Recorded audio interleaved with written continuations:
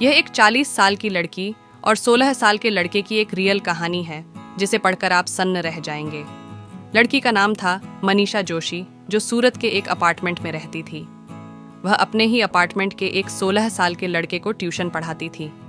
मनीषा बहुत हंसमुख स्वभाव की थी और सभी से हंस हंस कर बात करती थी। मनीषा की हंसी का असर कुछ ऐसा हुआ कि वह लड़का उसकी ओर आकर्षित हो गया। मनीषा को लड़के के इरादों की भनक लगते देर न लगी। उसे भी उस लड़के का साथ अच्छा लगता था। मनीषा ने न तो अपनी उम्र का ख्याल रखा और न ही सामाजिक मर्यादाओं का, और इसका परिणाम यह हुआ कि जल्द ही उनके मन की बात जुबां पर आ गई और देखते ही देखते उनके बीच शारीरिक संबंध स्थापित हो गए। जब दोनों लोगों के बीच नज़दीकियां हद से ज़्यादा बढ़ी तो लड़के के घर वालों को इसका शक हुआ। उन्होंने लड़के के ट्यूशन जाने पर पाबंदी लगा दी। इससे मनीषा आहत हो उठी। उधर लड़का भी विरह की आग में जल रहा था। वह भी इन पाबंदियों की दीवार को तोड़ डालना चाहता था। मनीषा ने एक दिन लड़के को चुपके से अपने पास बुलाया और उसके साथ भाग चलने का प्लान बनाया। दोनों लोगों ने एक दिन तय किया और मुंबई जा पहुंचे। उन दोनों के गायब हो जाने से अपार्टमेंट में हड़कंप मच गया।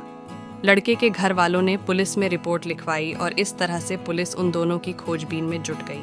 मनीषा अपने प्रेमी को लेकर मुंबई से अहमदाबाद, भरूच आदि जगहों पर घूमती रही।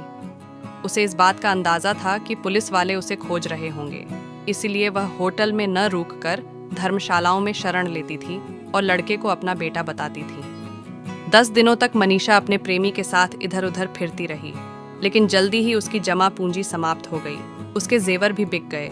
जब उनके सामने आर्थिक संकट आया तो उसने सूरत जाकर कुछ पैसे जुटाने का निश्चय किया।